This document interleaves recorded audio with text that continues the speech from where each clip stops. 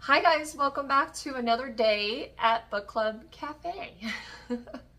We're here to continue the Strawberry Patch Pancake House bestseller, and we left off on page 185, chapter 22.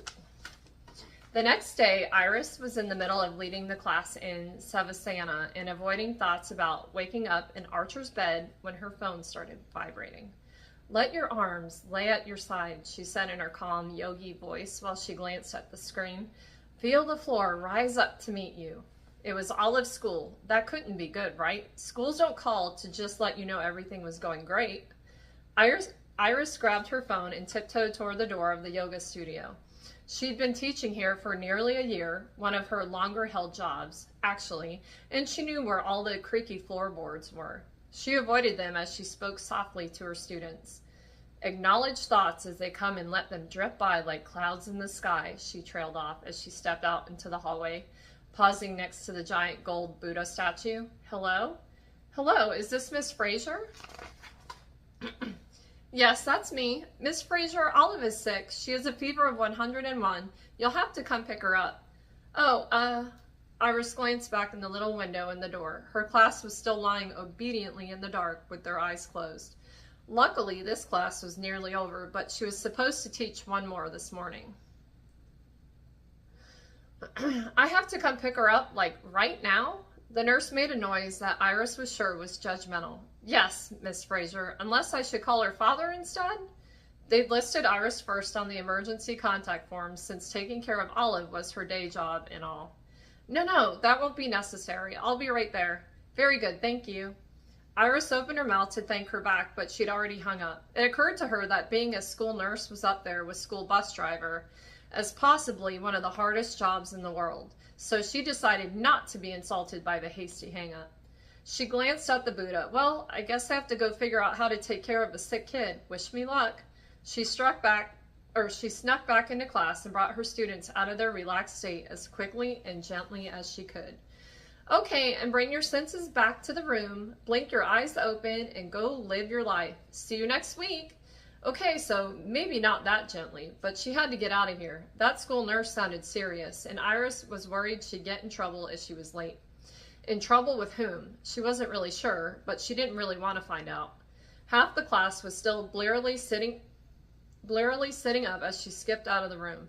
On her way out to the car, she sent a quick message to one of the other teachers from the studio, Tara, to see if she could pick up her next class. She got a quick "sure" in response, so that was one issue taken care of. Iris dialed Bex and put her on speaker as she got into her car. "Hey, what's up? Shouldn't you be teaching?" "I was," Iris responded as she pulled out of the small parking lot behind the yoga studio. "But Olive got sick. I need to pick her up at school." "Oh, so why are you calling me?" "I don't know. I thought you might have some ideas on what I'm supposed to do with a sick child." Bex snorted. "Why on earth would you think that?" "I don't know, because I'm panicking a little bit. Just put on The Price is Right and make her drink juice. That's what my mom used to do." "Okay, yeah, that makes sense. Thanks." "Are you regretting this nannying gig now?" Iris pulled into a parking spot in the front of the school. "Not yet, but ask me in 24 hours. "Good luck. Thanks." Iris had to ring the bell and get carted by the office assistant before she was allowed through the locked doors. She pushed all the reasons why this was the state of American elementary schools out of her mind. One crisis at a time, and a kid with a fever felt slightly more manageable than the GUN lobby. She walked down the colorful hallway to the nurse's office. Elementary school still smelled the same, at least. Some combination of peanut butter and crayons. Yeah, true. A teacher with a line of 20 sweaty kids filed out the gym and walked past her. Iris waved to the little girl at the back of the line who kept falling behind because she was too busy trying not to step on the cracks between the floor tiles. She smiled at Iris with a gap-toothed grin. The nurse, as expected, was a frazzled older woman who looked very relieved that Iris had shown up. 3 other kids sat lined up on chairs waiting for their ride out of there. "Ready to blow this pop stand, Olive?" Olive just looked at her with a glassy-eyed expression that did nothing to ease the worry in Iris's gut. "Come on, kid." Iris took her backpack for her and led Olive out the door. "She can't come back until she's 24 hours fever-free," the nurse called after her. Hear that, Olive? 24 hours with no school. Lucky you. Olive just looked at her and coughed pitifully. Yikes. Okay, time to get her home and cozy on the couch. That was what Iris would want if she was sick. To be in her jammies in front of the television with a cup of tea. Can kids drink tea?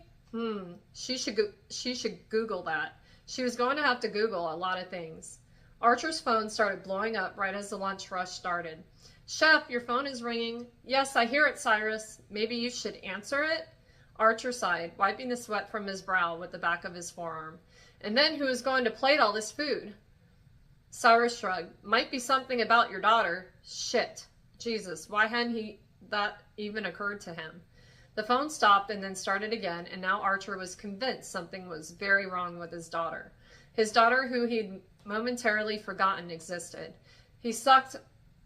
He strode over to where his coat was hanging in the back office and grabbed the phone from his pocket. What's wrong? He asked as soon as he saw Iris's number and hit answer call. Olive's sick. Sweat dripped down his back, dread dropping like a stone in his gut. What do you mean sick? How sick? Is she okay? With each question, he felt his anxiety increasing. He didn't know how to have a sick child. He barely knew how to have a well child. I don't know. The nurse called and I had to pick her up from school, and I thought we would just get in our jammies and rest and drink juice, but she's really hot and listless. And the internet says we need kids Tylenol, but we don't have any, and I don't know what to do, and I'm sorry, and I know this is my job, and... Iris, breathe. Somehow her panic forced him out of his own. At least one grown-up should not be freaking out at a time, right? That seemed integral to the process of raising a kid. I'm sure she's going to be fine, he went on. Kids get sick all the time. That was true, wasn't it? Kids were gross and filled with germs. He was pretty sure this was all completely normal, even though it felt like the fire alarm was going off in his head. I guess. Iris's voice was small and scared, and another jolt of worry shot through him. I'm coming home. I'll stop at the store and get the fever reducer, okay? Okay, thank you. I'm really sorry. Stop apologizing. It's my fault. I should have stocked the house with all this stuff. I'll be there as quickly as I can, okay? Okay. As soon as he disconnected with Iris, he strode back out into the kitchen. The new guy, Holden, had already stepped up to Cyrus's position at the grill, and Cyrus was plating the dishes. Don't worry, Chef, Jess said, patting his arm before loading her tray with the meals. We got this. Go take care of Olive. Good to know that they could hear everything he said in the office, but he didn't have time to worry about that now. He was just happy he could leave and be certain the diner would be fine without him. It had been existing without him for years, after all. And what a liberating thought that was. Thanks, everyone. See you tomorrow.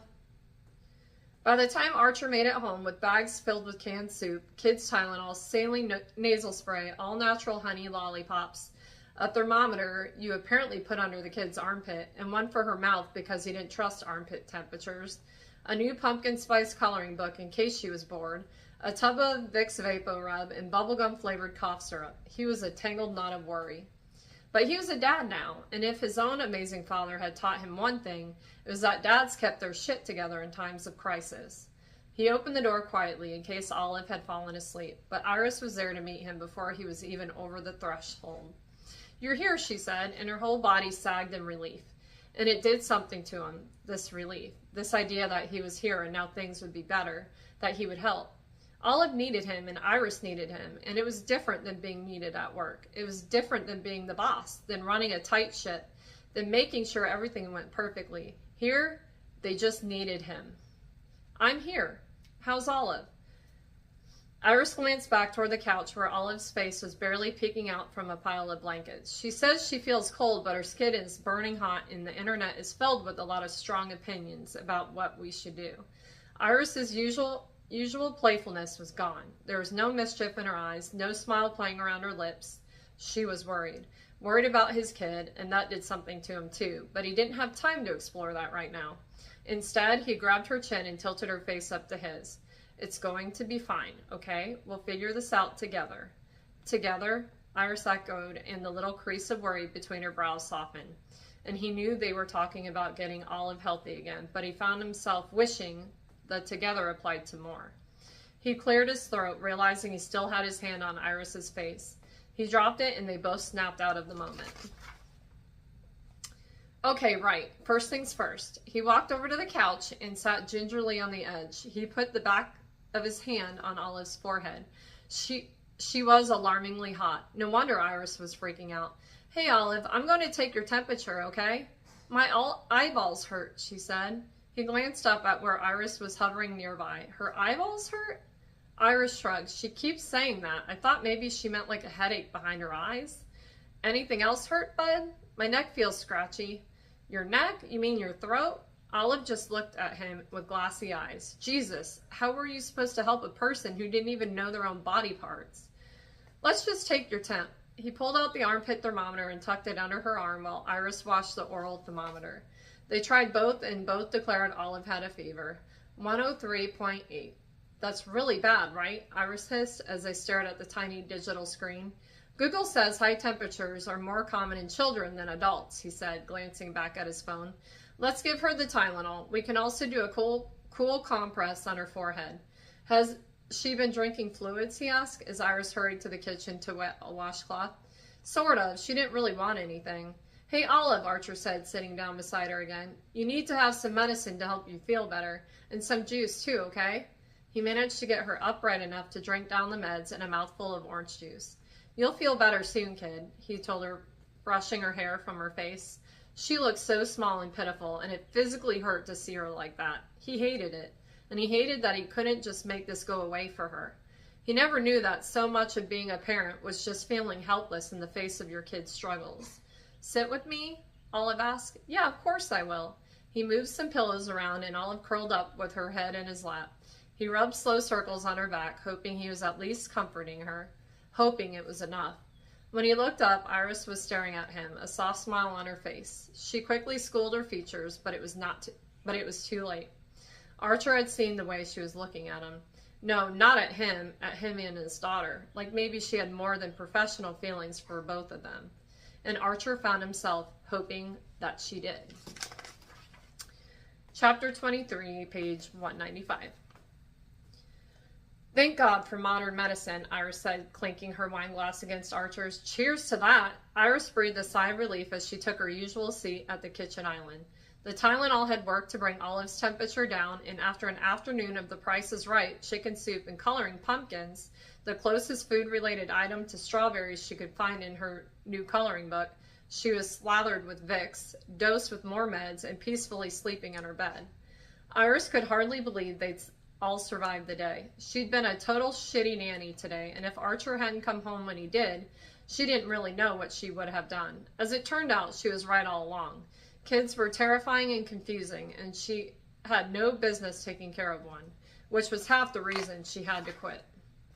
The other reasons were the equally terrifying and confusing feelings she had when she watched Archer brush the hair from Olive's forehead and tell her she was going to be okay. He was such a good dad, even if he didn't believe it yet. He came home and took care of that little girl, even though he didn't know what he was doing either. And it had done something to Iris's insides, something scary, something very different from all the horny feelings she'd been having about Archer since she arrived. It made her feel tender and soft, and she couldn't go feeling all tender and soft for a man with a child who she'd already decided was far too scary to care for, so full circle.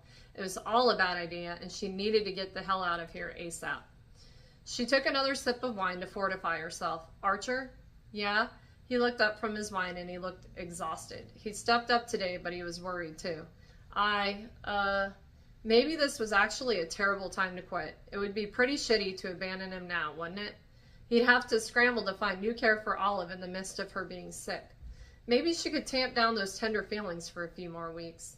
I'm just sorry I had to call you to come home. Feels like I really dropped the ball. Iris, I know you don't have a lot of experience with kids. He held up a hand to stop her. And I hired you anyway. You've been exactly what Olive needs. She's happier. She talks to me, he said with a little laugh. Did you see her holding my hand when she dozed off today? His face transformed as he talked about her.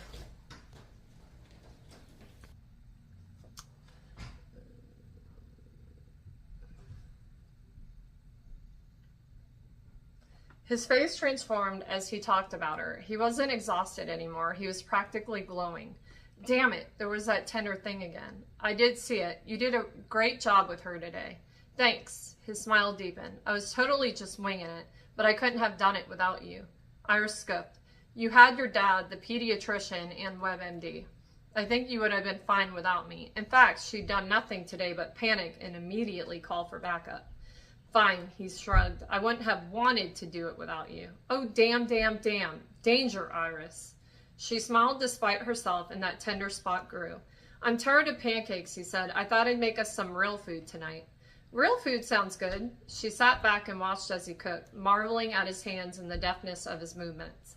She let him hypnotize her as he chopped garlic and fresh parsley. The kitchen soon smelled amazing as the garlic hit the hot olive oil in the pan. What are you making? She asked over the sizzling sound filling the kitchen. Aglio e olio, he responded with a panty-melting Italian accent. That certainly didn't help anything. You're going to translate that for me or just leave me guessing? It's pasta with olive oil and garlic. It's really simple, actually. Everything just sounds better in Italian, Iris sighed wistfully. She'd never had the money to travel, but she had a list of places she'd love to visit someday. Italy ranked in the top 5. He smiled and his dimple deepened. Agreed. The pasta water boiled and he dumped in a handful of spaghetti and a large pinch of salt. I thought you exclusively cooked French food? The last restaurant I worked in was French, but I've worked in a lot of places. I spent a year in Italy. That must have been amazing. It was. Some of the best seafood I've ever had. You know, Iris said, the teasing tone back in her voice, because she just couldn't seem to help herself.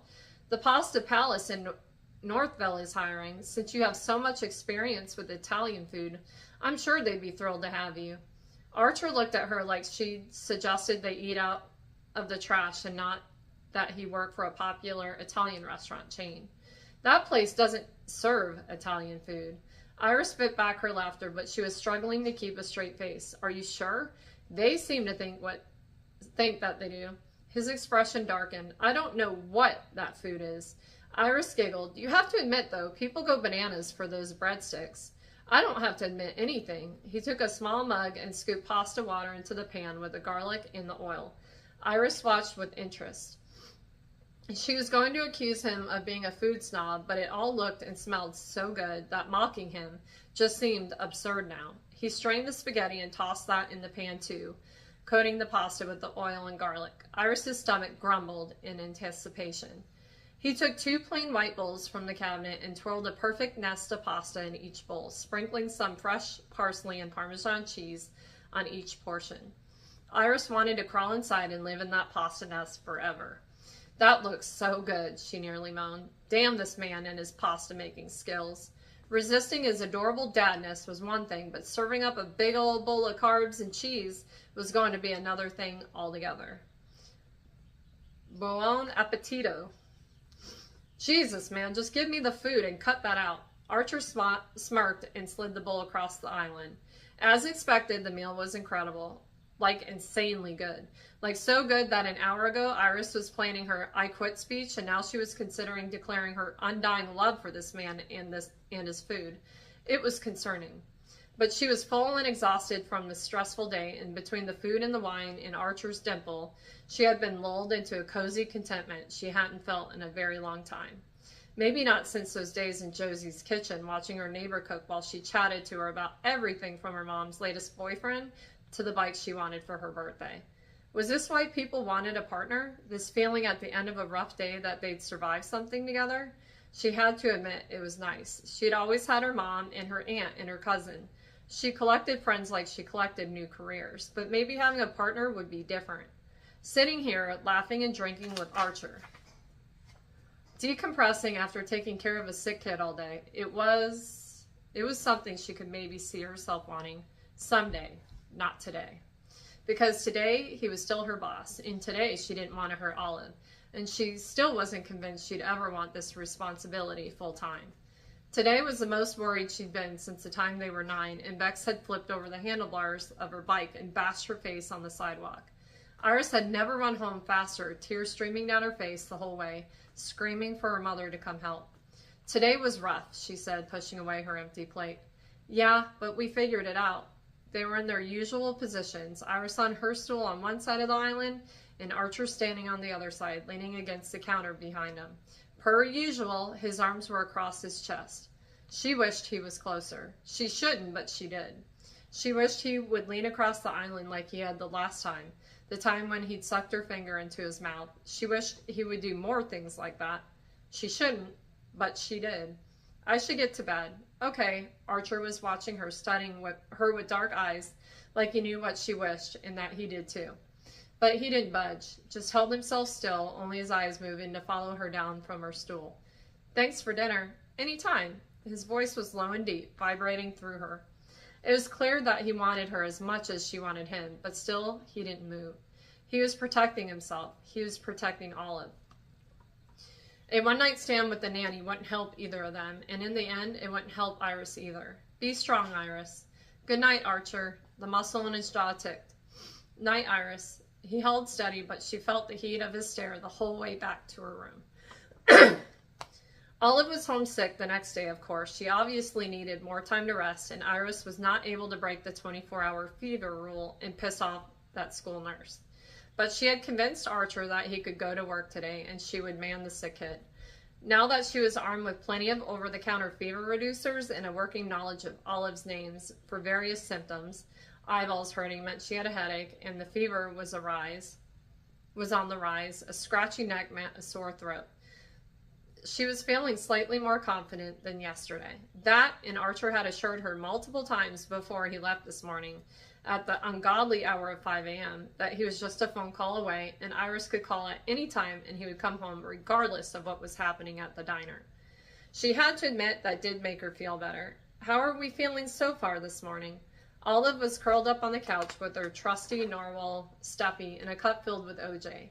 Turned out the trick was ice and a straw to get her to actually drink it. Better, she said, taking a sip of juice. Can I go to school?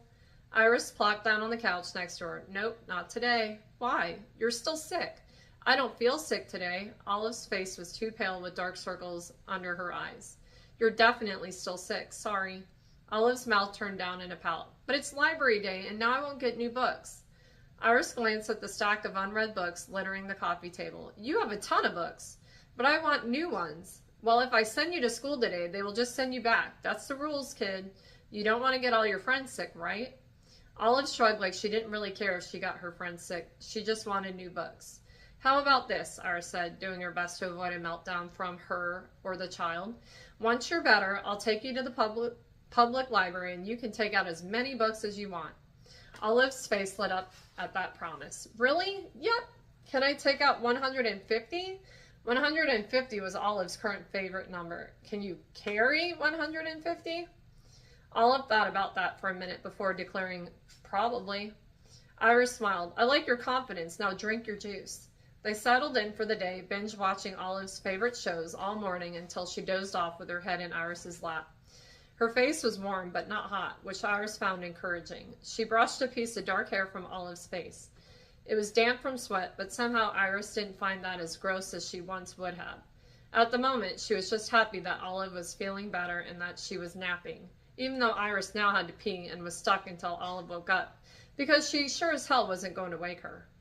Before Olive had fallen asleep, they'd been watching her latest favorite cooking show. Iris watched 3 chefs come up with crazy concoctions based on surprise ingredients.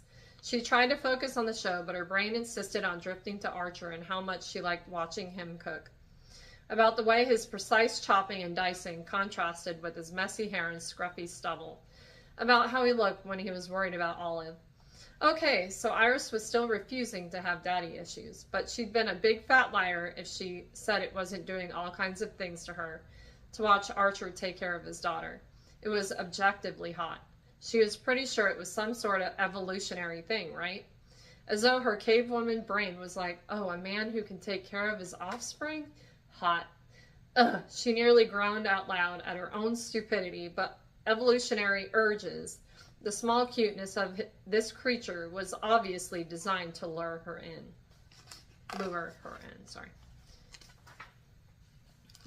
Okay.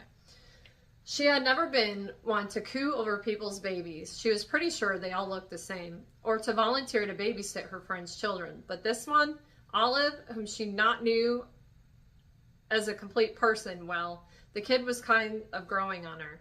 This whole thing was a mess. So she was here to do a job. She'd taken it in the first place because she felt bad that Archer was in this position, and because she needed a reasonable place to live. She needed to remember that Archer was doing much better in the dad department, so it wouldn't be so bad when she bailed, right? Olive stirred in her lap, a little drool streaming onto Iris's leg. Okay, that was still gross. She turned her head and blinked her big "please don't eat me because I'm adorable" eyes open. The small smile Olive gave, like she was happy Iris was there, made Iris's heart feel weird. Hi, Iris. Hey, kid, have a nice nap? I didn't nap. Okay, sorry, my mistake. You just had your eyes closed and you were snoring like this. Iris did her best super loud snoring impression of Olive, and Olive giggled. I was not. You definitely were. Iris? Yeah? Are you going to be my mom soon? That heart feeling got even weirder. Some bizarre combination of panic and happiness shot through her body and made Iris dizzy. I'm your nanny, remember? Olive sat up and faced her on the couch. Yeah, but you're sort of like a mom. Iris frowned. How to explain this? I take care of you when your dad's at work, sweetie, but I'm not a mom. But you could be. Because Addison at school said her dad got married again, and now she has 2 moms and a dad, and I don't even have 1 mom anymore. And that's not really fair. So if you married my new dad, then I would have 1 mom and 1 dad, and that would be fair. Oh, Christ. Well, families aren't really a numbers game, Olive frowned. What I mean is, Iris went on, it's not really about how many of everything you have. It's more about having people who love you. And as long as you have some of those, then you have a family. And you have a dad and a grandma and all those new grandparents who love you so much, and that's amazing. And you? You're in my family too, right? Those eyes. Iris swallowed the lump that had inexplicably formed in her throat. I am. What was she supposed to say? I'm on the staff? Your dad pays me to care about you? None of those things were right. She wasn't even sure they were true anymore. Not entirely. She did care about this little person. I am. I care about you too, Olive. Olive's frown tentatively turned up at the corners. But I'm not your mom, and I'm not going to marry your dad. The frown was back. But you might. No, Olive, definitely not. She had to shut this down right now. Sure, she had the hots for Archer, but she had no intention of marrying him, or possibly anyone for that matter. And this whole conversation was dredging up way too many memories about the men her mother had dated, and the hope that she, little Iris, had each time that maybe this one would stick around. She wasn't going to stick around, and she needed Olive to understand that. She wouldn't get this little girl's hopes up like hers had been so many times. But my teacher says, never say never. Iris pinched the bridge of her nose. Was that fever gone yet? Because this kid needed to go back to school ASAP. Look, Olive, I know you miss your mom, but I can't be your new mom. I'm sorry. Just rip off the Band-Aid. Shit. Tears. Rip off the Band-Aid? Kids hated that. Just last week, she'd pulled off Olive's old Band-Aid too quickly, and she had screamed and then cried about it until Iris bribed her with a lollipop. Come here. She scooped Olive into her arms and made vaguely comforting noises into her hair until they were both a bit calmer. Marry her dad? Become her new mom? Yikes! Things had escalated at an alarming rate, and Iris was a little afraid that if she stared into Olive's big eyes for much longer, she might just give in to it all. And the longer she held Olive in her arms, the more she thought maybe she wouldn't be the worst thing in the world, which was crazy. Iris did not want kids. She did not want to be a nanny. She shouldn't want to be here cuddling this sticky, sweaty child in her arms, and yet here she was, sticky and sweaty and not wanting to be anywhere else. She thought Archer was the problem, her undeniable attraction to him, her tender feelings when she caught him looking at Olive, like he was both terrified and delighted by her. But what if the kid was the problem? What if Iris fell in love with Olive? How would she leave then? How would she explain to those big eyes that not only was she never going to be her mom, she also wasn't going to take care of her every day? Iris had made some big mistakes. She clearly miscalculated this whole thing, and now she was stuck. Literally, Olive was wrapped around her like a slightly damp koala bear. Iris smiled into her hair. Come on, I bought popsicles. They'll help you with your scratchy neck. She stood up with Olive still clinging to her. What flavor do you want? I want a blue one. Blue isn't a flavor, Iris attempted to explain as they walked out to the kitchen. Blue is the best flavor, Olive told her as Iris set her down on a stool and grabbed a popsicle from the freezer. She laughed despite herself. Okay, here's a blue flavored popsicle. It tastes just like the elusive blue popsicle plant that grows in the rainforest. Olive grinned. Thank you. She took a big lick. I love you, Iris, she said, still innocently slurping on her popsicle, not realizing she was tearing Iris up inside with her words. And I love blue popsicles, she sang, happily swinging her feet below the stool. I'm glad you like them, Iris said, swallowing the rest. This was just a job like all the others she'd had and quit.